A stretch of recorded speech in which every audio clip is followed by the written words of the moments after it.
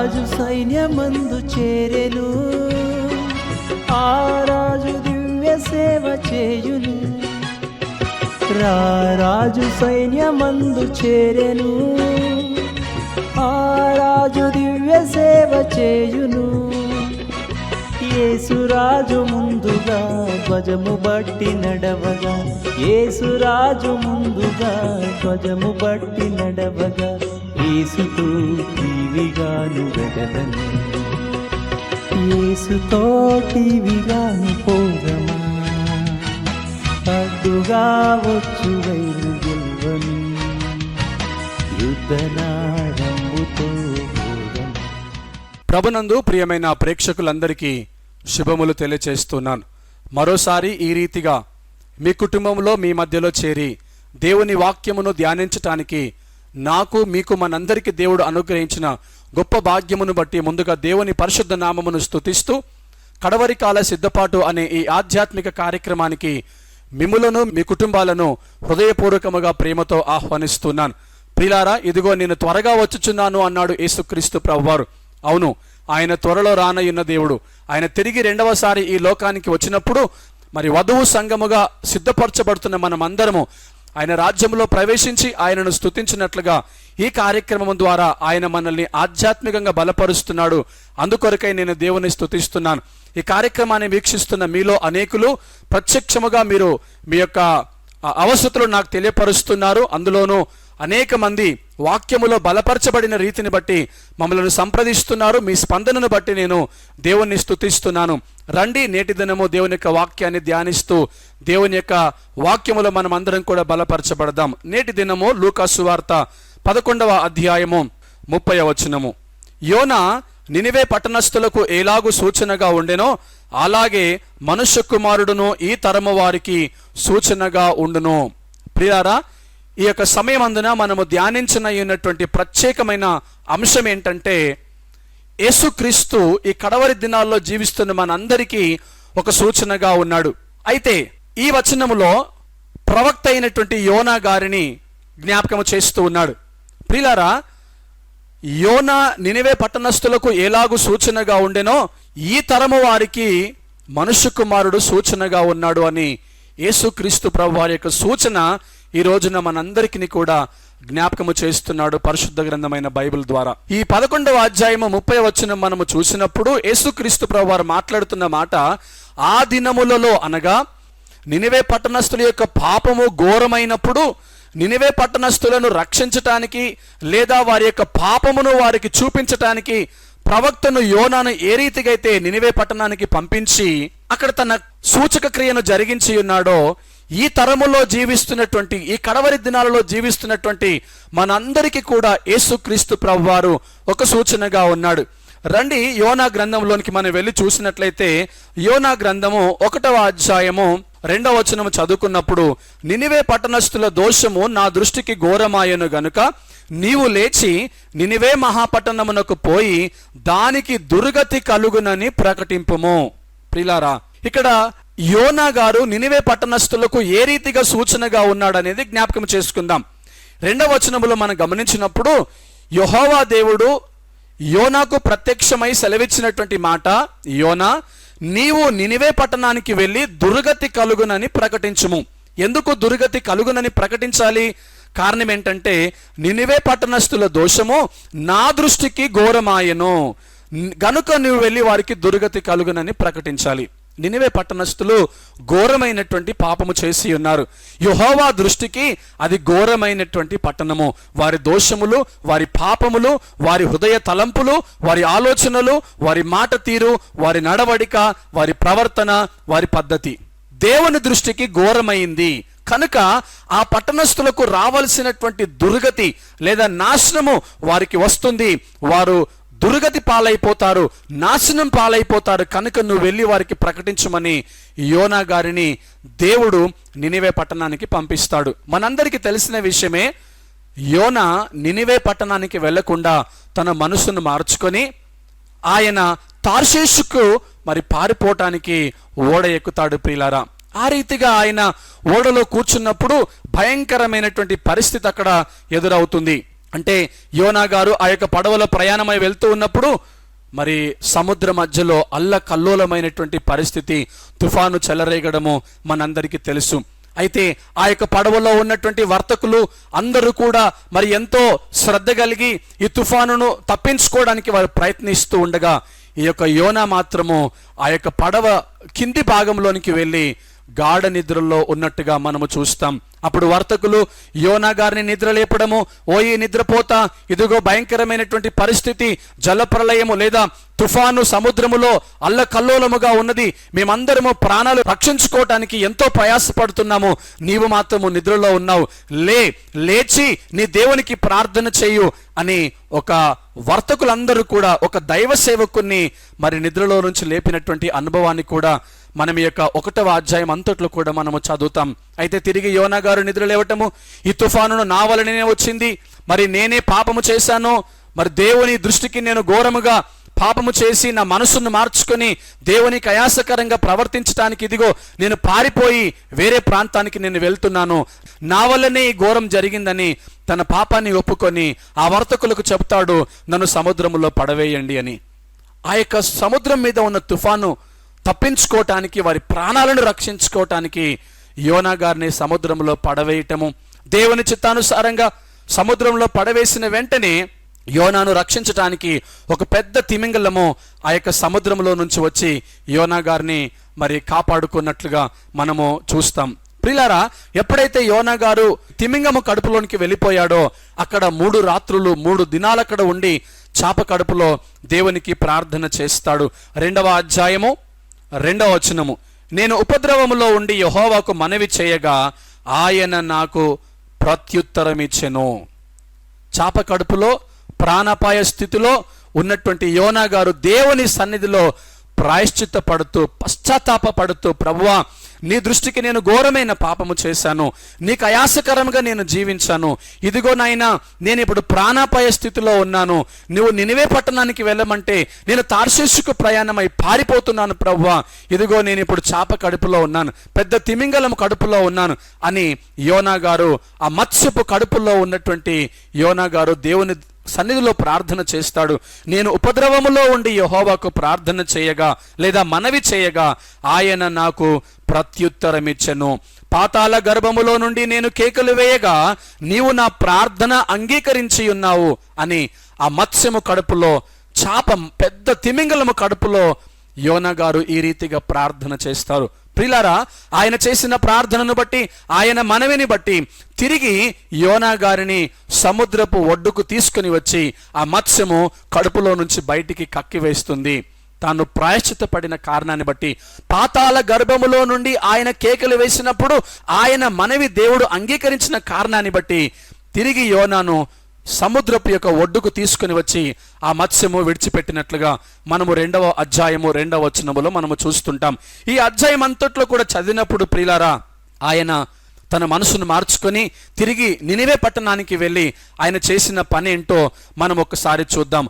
3వ అధ్యాయము 4వ వచనము 5వ వచనం నేను చదువుతున్నాను. యోనా ఆ పట్టణములో 1 దిన ప్రయాణమంత దూరము సంచరించుచు ఇక 40 దినములకు నినివే పట్టణము నాశనమగునని ప్రకటన చేయగా. అవునండి, తన మనసును మార్చుకున్నటువంటి యోనా గారు వెళ్ళి నినివే పట్టణస్థులకు ఏం చేశాడు అంటే 4వ వచనంలో రాయబడింది, 1 దినము ప్రయాణమంత దూరము సంచరించుచు, అంటే ఆ దినమంత ప్రయాణము చేసుకుంటూ సంచరిస్తూ ఏం చెప్పాడైనా, ఇక 40 దినములకు నినివే పట్టణము నాశనమగునని ప్రకటన చేశాడు. ఇక్కడ 1వ అధ్యాయము 2వ వచనములో అన్నాడు, ఆ మహాపట్టణమునకు పోయి దుర్గతి కలుగునని ప్రకటించుము. దేవుడు చెప్పినటువంటి మాట ఇప్పుడు 3వ అధ్యాయము 4వ వచనంలోనికి వచ్చినప్పుడు యోనా గారు 1 దినమంతయు ప్రయాణము చేసి సంచరించి ఆ పట్టణపు వారికి ఏం చేశాడు అంటే 40 దినములకు ఈ పట్టణము నాశనము కలుగుతుందని ప్రకటన చేశాడు. ప్రియులారా, చూసారా ఎంత అద్భుతంగా ఉందో. అప్పుడు 5వ వచనానికి వచ్చినప్పుడు నినివే పట్టణపు వారు దేవుని యందు విశ్వాసముంచి ఉపవాస దినమును చాటించి గనులేమి అల్పులేమి అందరూ గోనె పట్ట కట్టుకొనిరి. దేవునికి స్తోత్రం కలుగును గాక. ప్రియ సంగమా, ఇక్కడ మనం ఈ యొక్క వాక్యాన్ని బట్టి అర్థం చేసుకోవాలి, లోతుగా మనము ధ్యానించాలి. ఇక్కడ రాయబడినటువంటి మాట 4వ వచనములో ఆయన సంచరించి ప్రతి ఒక్కరికి ప్రకటించాడు, ఈ పట్టణమునకు దుర్గతి కలుగుతుంది, ఈ పట్టణమునకు నాశనము కలుగుతుంది అని. 5వ వచనానికి వచ్చినప్పుడు వెంటనే ఈ ప్రకటన విన్నటువంటి నినివే పట్టణపు వారు తమ మనసులు మార్చుకున్నారు, తమ ప్రవర్తనను మార్చుకున్నారు, తమ జీవిత విధానములు మార్చుకున్నారు. అయితే వారు చేసిన పని ఏంటంటే 5వ వచనములో, ఈ పట్టణపు వారు దేవుని యందు విశ్వాసముంచి ఉపవాస దినమును చాటించి గనులేమి అల్పులేమి అందరూ గోనె పట్ట కట్టుకొనిరి. ఇక్కడ మనం అర్థం చేసుకోవాల్సినటువంటి ఒక ఆశీర్వాదకరమైన విషయం ఏంటంటే ప్రియులారా, నినివే పట్టణపు వారు ఆ దుర్వార్త విన్న వెంటనే, ఆ దుర్గతి విన్నటువంటి వెంటనే, ఆ నాశనకరమైనటువంటి మాట విన్న వెంటనే తమ మనసులు మార్చుకున్నారు. ఏం చేశారు? వారు దేవుని యందు విశ్వాసం ఉంచారు, ఉపవాస దినమును చాటించారు. గనులేమి అల్పులేమి, కొద్దివారేమి గొప్పవారేమి, చిన్నలు పెద్దలు, స్త్రీలు పురుషులు, రాజు, ప్రతి ఒక్కరు కూడా గోనె పట్ట కట్టుకొని ప్రభు సన్నిధిలో విజ్ఞాపన చేశారండి. అవును ప్రియులారా, 4వ వచనములో దేవుని సేవకుడు నాశనము కలుగుతుందని ప్రకటించాడు. వెంటనే 5వ వచనములో ఆ మాట విన్నటువంటి ఆ పట్టణపు ప్రజలు తమ జీవితాలు మార్చుకున్నారు, తమ ప్రవర్తనను మార్చుకున్నారు, దేవుని యందు విశ్వాసం ఉంచారు. ఏమని ఆ విశ్వాసం అంటే 2వ అధ్యాయము 9వ వచనం నేను చదువుతున్నాను, చూడండి. కృతజ్ఞతాస్తుతులు చెల్లించి నేను నీకు బలులు అర్పింతును, నేను మ్రొక్కుకొనిన మ్రొక్కుబలను చెల్లింపక మానను, యెహోవా యొద్దనే రక్షణ దొరుకునని ప్రార్థన చేశాడు. అవునండి, చాప కడుపులో ఉన్నటువంటి యోనా గారు యెహోవా యొద్దనే రక్షణ దొరుకునని ప్రార్థించాడండి. ఇప్పుడు ఈ మాటలు విన్నటువంటి నినివే పట్టణస్థులు కూడా దేవుని యందు విశ్వాసం ఉంచారు. ఆ విశ్వాసం ఏంటంటే యెహోవా యొద్దనే మాకు రక్షణ దొరుకుతుందనే విశ్వాసం వారికి కలిగింది. ఆ విశ్వాసమును బట్టి వారు ఏం చేశారంటే ఉపవాస దినమును చాటించారు.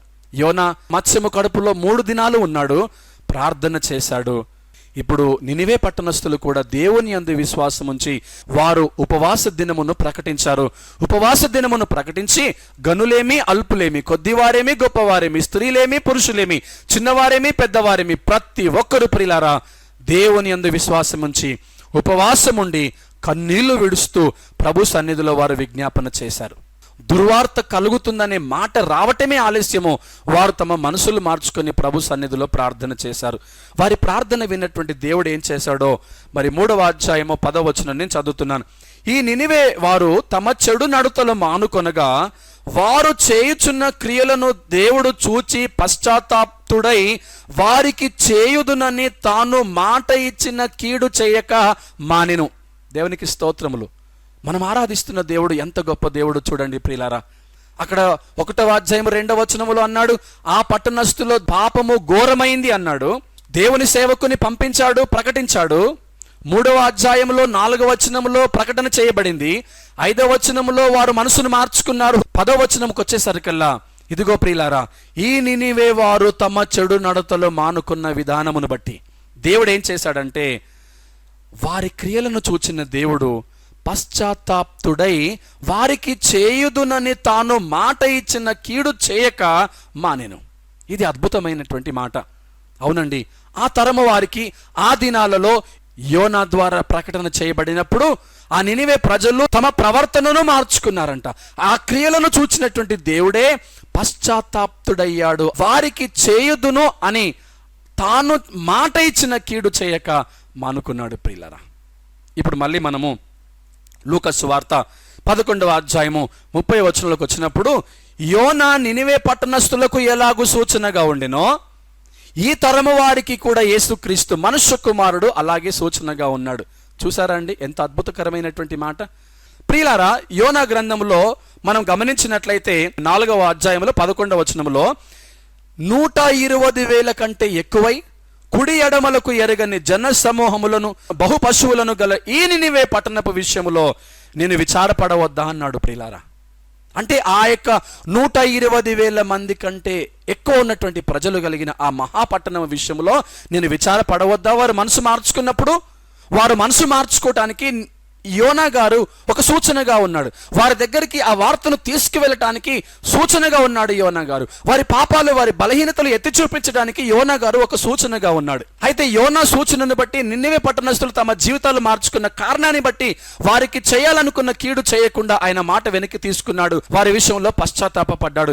ఇది యోనా గారు ఆ నినివే పట్టణస్థులకు ఒక సూచనగా ఉన్నాడు. ఇక్కడ అద్భుతమైనటువంటి మాట, దేవుని వాగ్దానం ఏంటంటే 11వ అధ్యాయం 30వ వచనం 2వ భాగం, ఈ తరము వారికి మనుష్య కుమారుడు అలాగే సూచనగా ఉన్నాడు.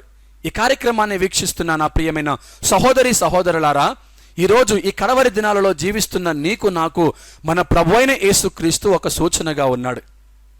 చాప కడుపులో, మత్స్యము కడుపులో 3 దినములు ఉండి ప్రార్థన చేసినటువంటి యోనా గారు ఒక సూచన ఆ తరము వారికి. ఈరోజు మన ప్రభువైన యేసుక్రీస్తు మరణాన్ని జయించడానికి సమాధిలో 3 దినములు గడిపి ఉన్నాడు. ప్రియులారా, గమనిస్తూ ఉన్నారా? ఈరోజు మనుష్య కుమారుడైన యేసుక్రీస్తు ప్రభువారు ఈ యొక్క లోక పాపములను మోసుకుపోవటానికి వదకు తేబడిన గొర్రె పిల్లలాగా ఈ లోకానికి వచ్చాడు. మనుషుల పాపాలను పరిహరించడానికి వదకు తేబడిన గొర్రె పిల్లలాగా ఈ లోకానికి వచ్చాడు.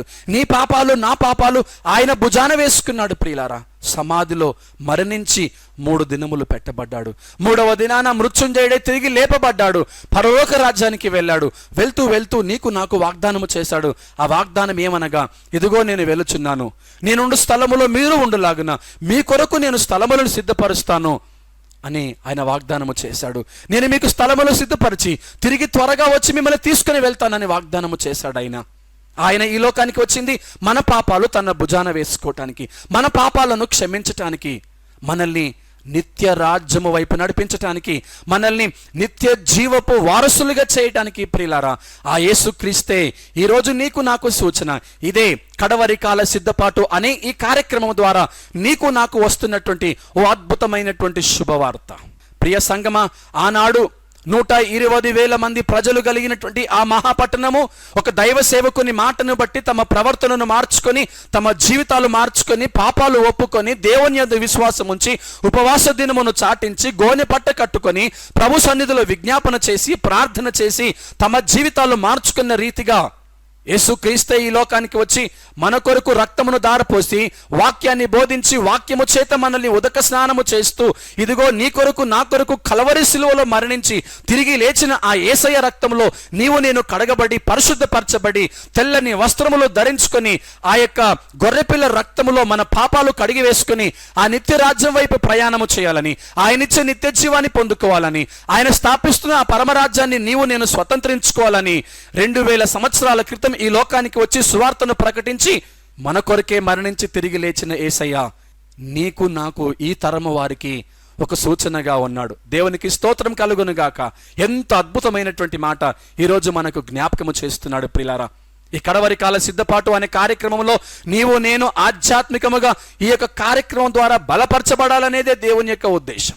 అవును, ఆనాడు నినివే పట్టణస్థులు ఆ దుర్వార్త విని ప్రవర్తనను మార్చుకున్నట్లుగా ఈ కార్యక్రమాన్ని వీక్షిస్తున్న నీవు నేను మన యొక్క ప్రవర్తనను మార్చుకోవాలి, మన నడతలు మార్చుకోవాలి. మన క్రియలను చూసిన యేసయ్య పశ్చాత్తాప్తుడై మన మీదికి రావలసిన కీడు రానివ్వక ఆయన మనసు మార్చుకుంటాడు. తిరిగి 2వసారి ఈ లోకానికి వచ్చినప్పుడు ఆయన వదకు తేబడిన గొర్రె పిల్లలాగా రావడం లేదండి, దీనుడిగా దరిద్రుడిగా రావటం లేదండి. రాజులకు రాజుగా రాబోతున్నాడు, ప్రభువులకు ప్రభుగా రాబోతున్నాడు. ఆ దినము పాపాత్ములందరికీ ఉగ్రత దినము. నినివే పట్టణస్థుల వలె మనసు మార్చుకొని, జీవితాలు మార్చుకొని, గోనె పట్ట కట్టుకొని ప్రార్థన చేసిన అనుభవం కలిగిన వారికి అది శుభవార్త. దేవుని యందు విశ్వాసం ఉంచి పాపాలు కడుక్కున్న వారికి అదొక శుభవార్త.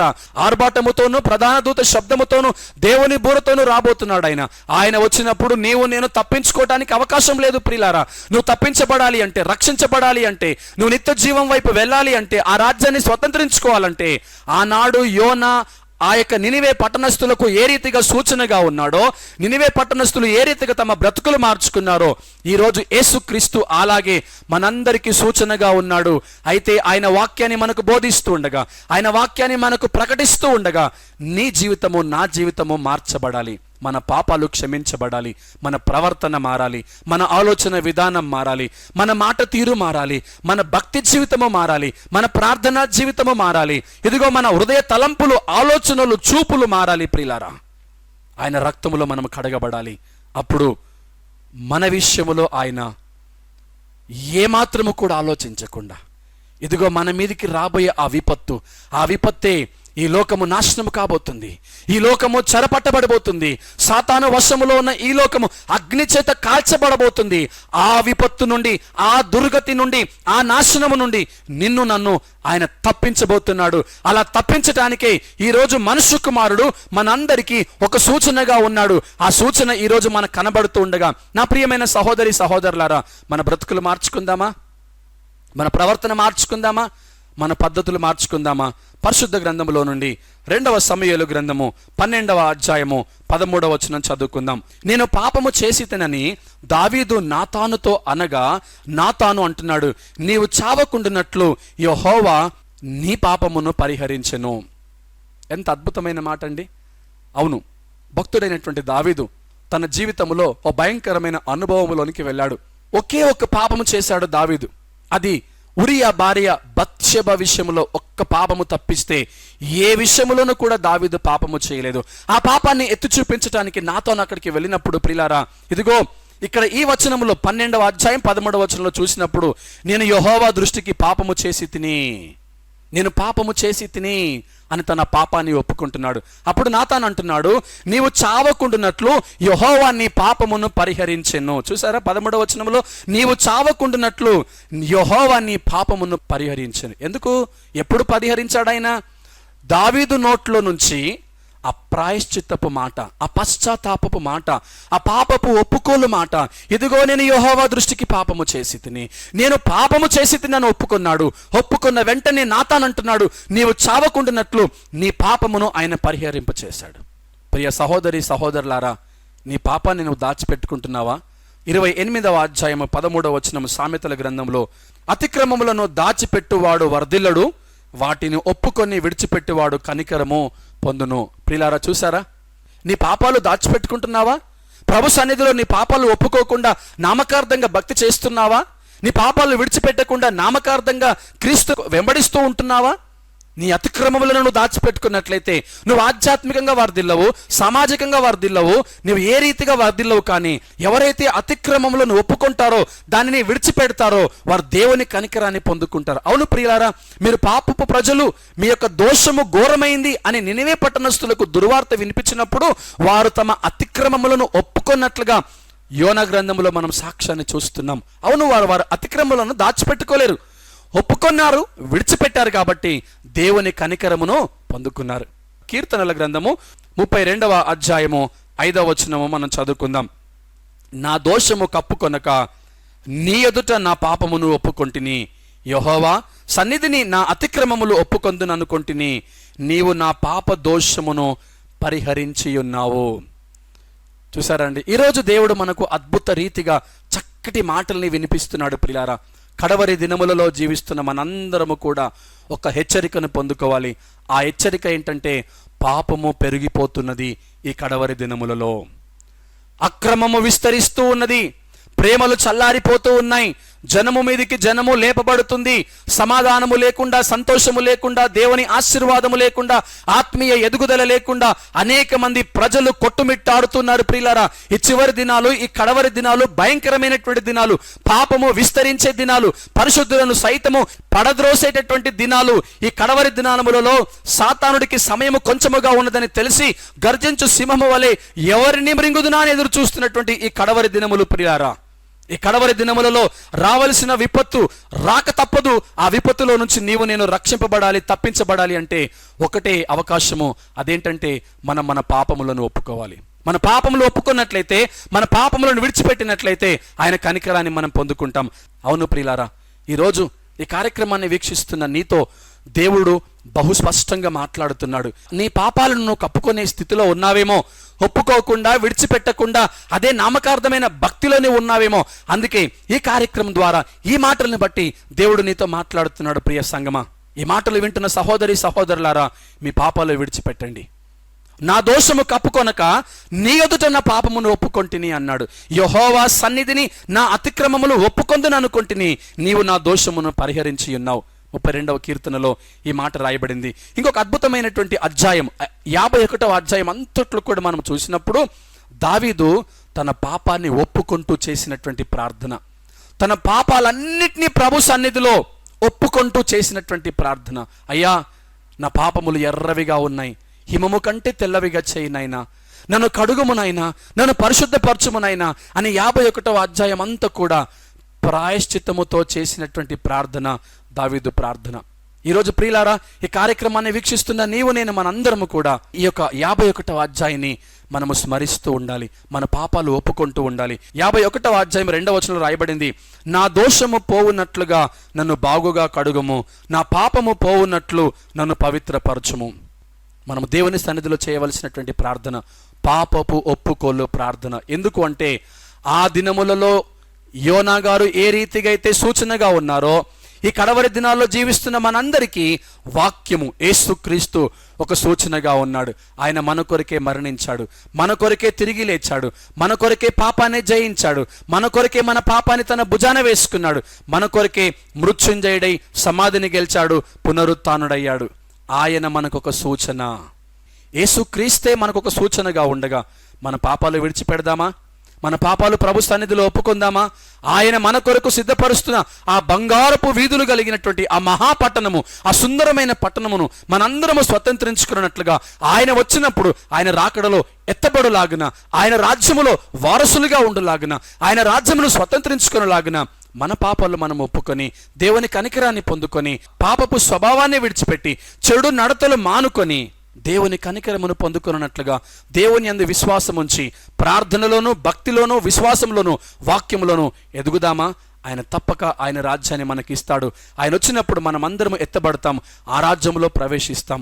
నీ హృదయాన్ని దేవునికి సమర్పించుకుంటున్నట్లయితే కళ్ళు మూసుకొని ప్రార్థన చేసుకొని దేవుని అభిషేకాన్ని పొందుకుందాం. ప్రియ పరలోకపు తండ్రి, మహోన్నతుడైన మా దేవ, ఈరోజు ఈ కార్యక్రమం ద్వారా అద్భుత రీతిగా మాతో మాట్లాడినందుకై స్తోత్రములు చెల్లిస్తున్నాం.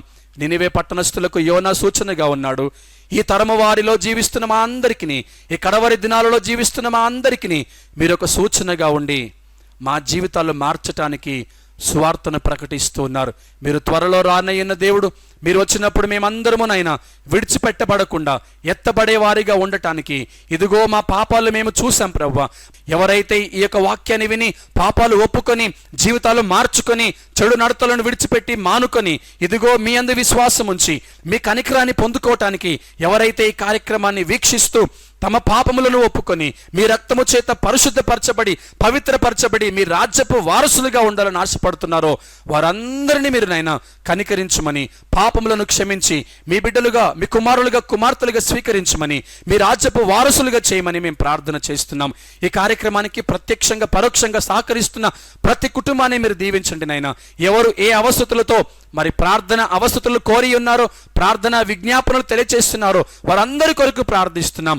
రక్షణ లేని వారికి రక్షణ దయచేయండి, సమాధానము లేని వారికి సమాధానము దయచేయండి, ఆర్థిక ఇబ్బందులతో బాధపడుతున్న వారికి విడుదల విముక్తి దయచేయండి ప్రభువా. ప్రతి ఒక్కరి అవస్థతులు మీరు తీర్చండి నాయనా.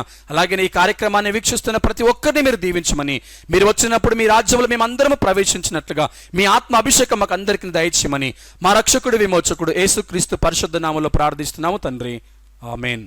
విన్న వర్తమానాలు మీకు దీవెనకరంగా ఉన్నాయని నమ్ముచున్నాము. ప్రార్థన అవసరతలకు మమ్మల్ని సంప్రదించుటకు honokevangelism@gmail.com లేదా 8125648948 నంబర్కి తెలియచేయగలరు. ప్రభు మిమ్మల్ని ప్రేరేపించినట్లయితే 9866298436 అని మా ఫోన్పే నంబర్కి మీ సహాయం అందించి మా పరిచర్యకు సహకరించగలరు. మా కొరకు, మా పరిచర్య కొరకు ప్రార్థించండి. God bless you.